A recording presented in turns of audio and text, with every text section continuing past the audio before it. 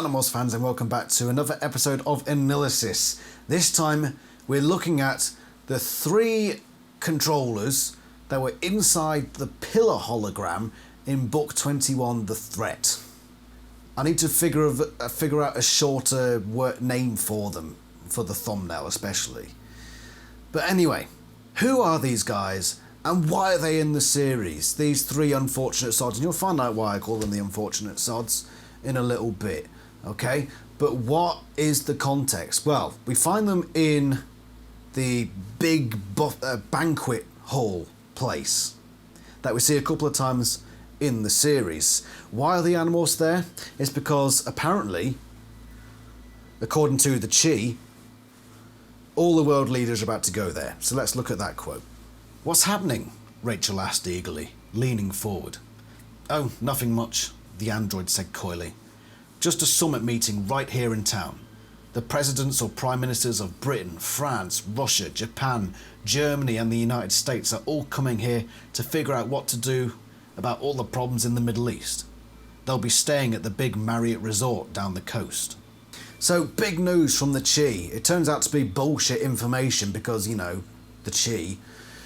And a large part of the first story, the discovery, is the animals figuring out what this place is. They go visit it, but then there's the stuff with David getting involved, puts a bit of a dampener on things. But then in book 21, the second part of the David trilogy, they really go for this place and they go in there to test it out, to see what's going on before the big night. So they get in on Jake as a dragonfly and then end up in the air vent system. And they swoop in to this big banquet hall where this big thing is taking place and end up in a strange pillar. We were standing in one corner of the ballroom. It was 3 times the size of our school cafeteria. There were rows of long tables covered in white tablecloths. Overhead were massive crystal chandeliers. A red carpet with a floral pattern was all around us. All around, except in a circle where we were standing. At each corner of the room stood a massive, ornamental marble pillar, maybe 10 feet in diameter. And yet here, in one corner of the room, was a stainless steel tub about half as big as a backyard hot tub, right where a pillar should have been. We were apparently standing inside a massive marble pillar, roughly 10 feet in diameter. So using Axe's knowledge of Yerk holograms, and with a little guesstimation and speculation, spec estimates thrown in, that's a new word, think of that one. You use that, you know, patent, copyright, royalty free, spectimated. That's a new one on me, you know, you can have that. And what the fuck was I? They basically figure out what's going on in this place and what the Yerk's plan is. Here's the quotes. "We now knew the Yerk's plan. They would wait for the big banquet. The heads of state would walk up to the platform, one by one, to give speeches. One by one they would pass behind the holographic pillar. There, out of sight of the audience, they would be hauled inside the pillar. They would be grabbed and held, their heads forced into the pool. A Yerk slug would enter through their ears. Minutes later, they would be controllers. Meanwhile, the holographic emitter we'd seen would project an image of the head of state continuing his walk up to the podium. He would seem to reappear on the far side of the pillar, walk up and calmly deliver his speech.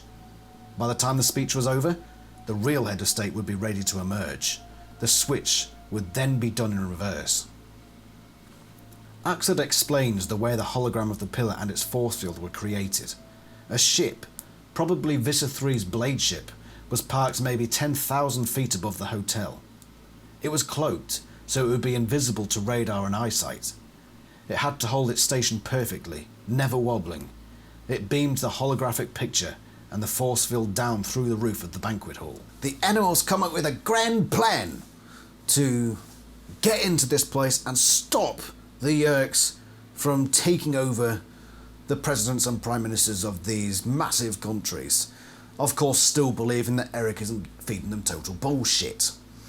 But a plan is put in place, and this is the lead up now to where we find these three unfortunate sods. I think that's what I'll just call them. I'll just call them the three unfortunate sods. The three unfortunate sods in suits. Yeah, that'll do. We would have to instantly take out any controllers who are stationed within the hologram column. And if any of us stepped outside the hologram, there would be security guys on us before we could blink. Here was the situation. We were all in birds of prey morphs. We were flying high, too high for birds of prey at night with no thermals to lift us up. We were working at it, I can tell you that. We were flapping like idiots, fighting for every foot of altitude. And to make things worse, we were carrying things. I was carrying a teardrop-shaped lead weight. It wasn't all that big, maybe 4 ounces, but try carrying even 4 ounces when you're a peregrine falcon. Falcons aren't all that big. Tobias, Cassie, David and Axe were all carrying similar weights. Plumb bobs, fishing weights, and even an awl. We'd found them with some old tools and fishing tackle in Cassie's barn. Rachel's carrying Marco, and Marco was a snake. Axe pushed a little extra power into his Harrier wings and pulled ahead. We watched him fly over the banquet hall, directly over the place where we knew the hologram force field entered the roof. He flew in a very tight circle, staying within the beam. We flew to catch up with him. There was an itchy, creepy crawly sensation as I flew through the perimeter, like ants covering my feathers. But then I was in, and now, looking down, I could see straight through the perfect circular hole in the roof. It was light down there, light enough for me to see the heads of 3 controllers. We could see the tiny, stainless steel yerk pool, and we could see the human controllers lurking beside it. 3 heads, 3 targets. So there we are, that's all the context, and there's a lot more context than there actually is content on the 3 unfortunate sods in suits. But that's all that you need to realise where they come into the story, and now we've finally spotted them. They're birds of prey carrying little weights a long way up, looking down at these heads of these guys in suits. And how do I know they're in suits? How do I know that? Well, firstly, it's mentioned later, but there are actually quotes from earlier on talking about the security around the place, who are definitely controllers, and this is how they were described earlier in the book. At last we were nearing the stucco wall. Seagull eyes aren't as penetrating as bird of prey eyes, but they are still very good. I spotted a dark suited man standing in the shadow of the row of tall trees. He wore dark sunglasses. He was talking into a handheld radio. He was staring in our direction, gazing out over the beach with a very serious amount of concentration. Gee, could that guy look any more like Secret Service? Rachel said with a laugh. Okay, there is definitely some security on this place, Marco said. Guys on the road, guys in the bushes, guys sitting on chairs, guys out on the golf course pretending to play golf. It looks like Men in Black 2 around here. These guys all have the same suit. And that's why I believe these unfortunate sods look like this guy. Black suit, black sunglasses, talking into a radio, just as is described there at the start of the book. It's even mentioned, oh, they all wear the same suit. And that's not contradicted in further quotes, which mentions them having suits. So we can only come to the conclusion that these 3 sods in suits look like this guy, this sod in the suit. That sod in the suit is the sod. Let's carry on. This is now where the plan comes into play, and the animals enter, disposing, probably quite literally, of the 3 silly sods in suits. Down, down, down like a diving fighter plane. I released the weight, flared my wings just a hair, slowed, and swept aside as David's own bomb dropped past me. My lead weight dropped, David's dropped, then, more slowly, 3 more weights. The first 2 controllers went down like someone had dropped a very fast moving lead weight on their heads. I mean, they just dropped. The third guy was gaping at them when a near miss hit his shoulder. He jerked aside, avoiding the next bomb. But the final bomb caught him square on his head, and he fell over the other 2 controllers. One of the controllers was moving, trying to roll over. Rachel released Marco. He dropped directly onto the moving controller and sank his fangs into the man's legs. He delivered a very small dose of toxin. Enough, we hoped, to keep the guy down but leave him breathing. One by one, we landed. One of the controllers we had knocked out started to stir, so Marco morphed back to Cobra and gave him a mild dose in the leg. So yeah, basically the three silly sods, two of them get knocked down straight away, the other one just a few seconds later, so they're all unconscious on the floor within this hologram pillar next to the yerk pool. The animals all land in there, and just to finish them off, Marco, as a cobra, envenomates them in the leg. So the thing about cobra venom is it's freaking toxic. Your shins will not be pretty at the very least. What cobra bites need is straight to hospital, and straight onto the anti-venom, which I highly doubt many American hospitals have. So I'm pretty certain that two of them are now dead. After a little while, because what it does, it goes in and basically just destroys your respiratory system after a while. So they'll be struggling for a bit, and unless they're immediately rushed to hospital, which considering they're under Vista 3's control is not going to happen, yeah, these hosts would be dead, basically. I mean, the book tries to say, oh, we delivered a really small dose of toxin, just enough not to kill them, but how the frick do they know? A drop is just... Oh dear. But the other silly sod apparently doesn't get bitten on the leg. It's never mentioned that a third is bitten, so one of them will apparently live to tell the tale. Might have a bit of a headache afterwards, mind. I could be wrong. Maybe...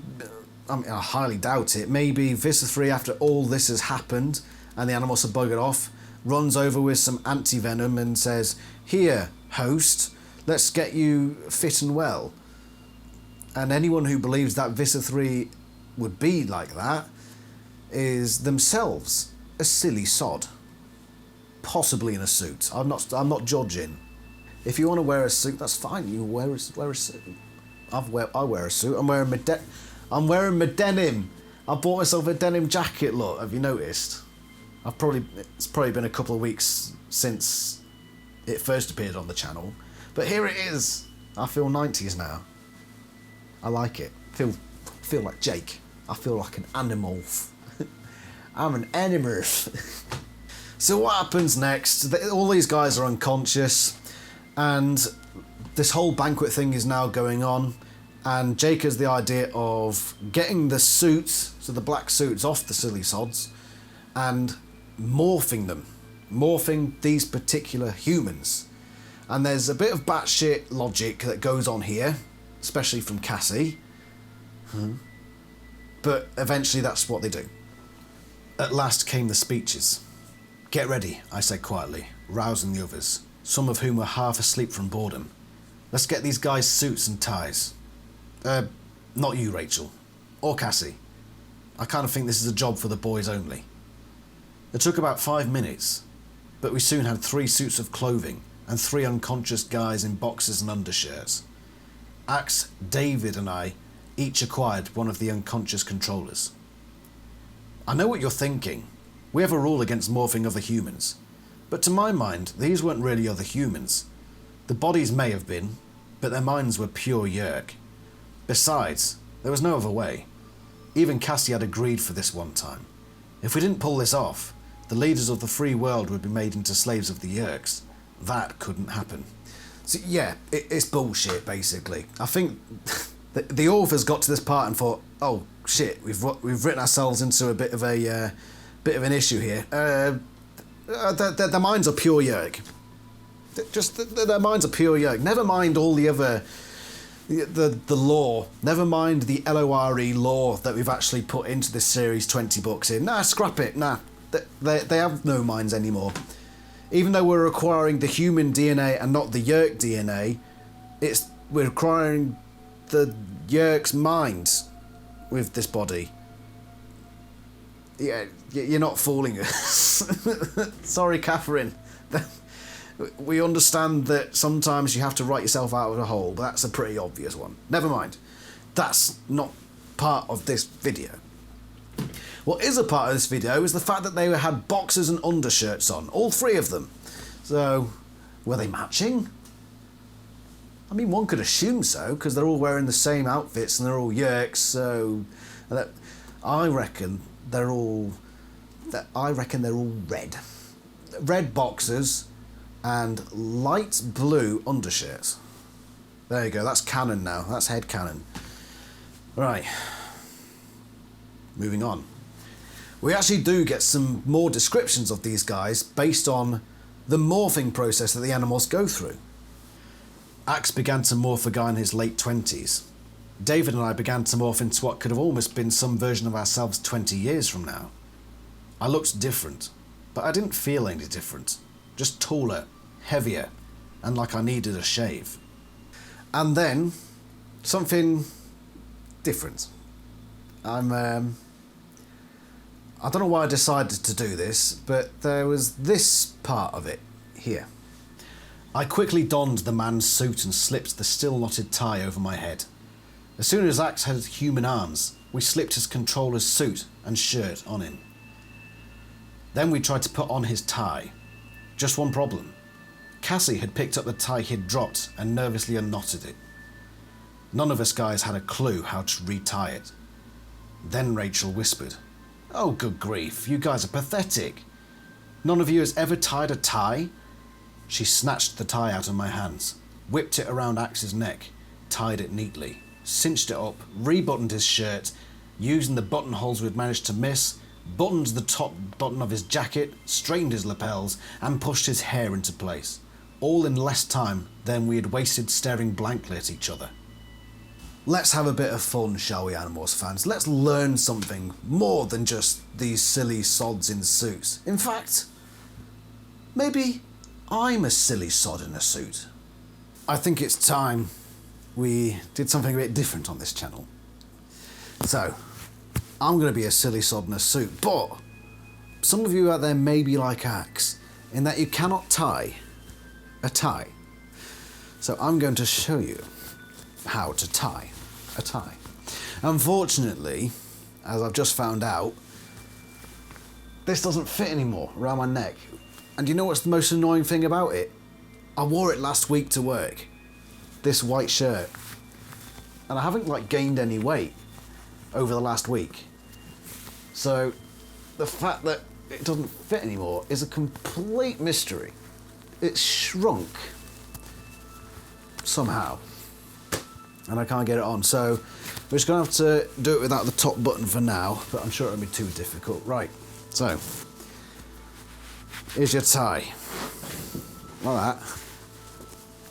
That's looking a bit tight as well. So there's the thin end and there's the fat end. Okay? If you've never tied a tie before, it's as easy as 1, 2, 3, A, B, C. Okay? Let's move that up over a bit. The small end, up to about the bottom of your breast. About there.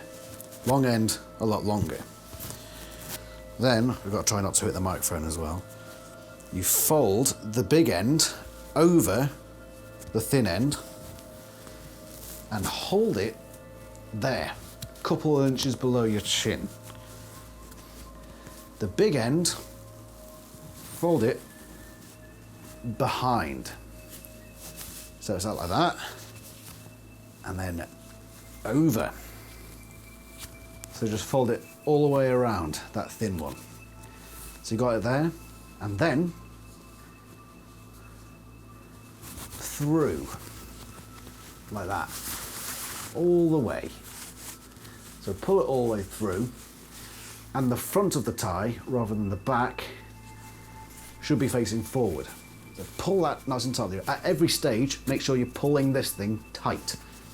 Very tight. So that's that. Now you fold with your left, if you're looking the same way as me, left hand, grab hold and hold it in that direction over the front of it there. And then around again, around the back. Remember, keeping it tight at all times. And then over the front and loop it back through the other way. Like that. Again, making sure it's absolutely tight. So you should have it like that at the moment. And then once again, around the front, around the back. Right, yeah, so come around the front there, and then it's got to go through the loop again from the back. So that it's through again, facing forward. And then grab the end of the long bit, and just under there, if your finger's still there, you'll feel that there's a wrap around at the front there. And if you grab the top where it wraps, pull that open a little bit and place the long bit through there, through that bit there. Pull it through, and there, assuming you've got your top button done, pull the thin bit, and that brings the main part of it up. And then if you pull the front bit, the wide bit, it tightens the knot. So that's that. If I just undo that button there for a moment, and then redo it over the top of the tie. Flatten the collar.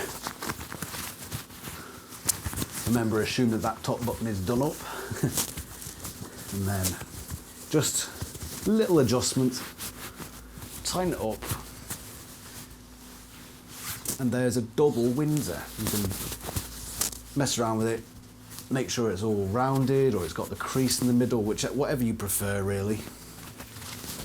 And then you're ready to be that silly sod in a suit. Yeah, these are like wonky, by the way. It's like the rest of my gear. It's because someone stood on them and they haven't yet replaced them. So they look a bit wonky at the moment. But I look well secret, don't I? Where's my walkie-talkie? There seems to be no sign of intelligent life anywhere. Yeah! I'm a silly sodness. I'm not one of the unfortunate ones. I'm the one that survived. I'm the one that didn't get bitten by the cobra. Anyway, how did things pan out for our morph-capable allies, the Animorphs? Did they follow through with this plan, or did they suddenly reverse that decision and completely abandon it? Let's find out. Oh man, I whispered. It's a trap. For a moment, I couldn't do anything. I couldn't think. I couldn't even breathe. I just stood there, reeling. Then I realised I knew one thing, at least. Battlemorphs, now, I hissed. No one asked why. No one hesitated. So having put on the suits, morphed these guys, killed two of them, probably, they then decide, oh, actually it's a trap, so let's go Battlemorphs instead. And that's the last we hear of the three unfortunate sods. It's the last part they play in the story, because then the Animorphs eventually bugger off and we never hear from the three unfortunate silly sods in suits again. That is them done. That's been your AniLysis. So thank you very much for watching. I hate the fact that these aren't freaking staying on properly. Thank you very much for watching, and I shall see you for the next one, which will be on the City Arena. Yeah, I'm just as confused as you. But that's going to be the next AniLysis, so stay tuned for that, and I'll see you next time. Ta-ra.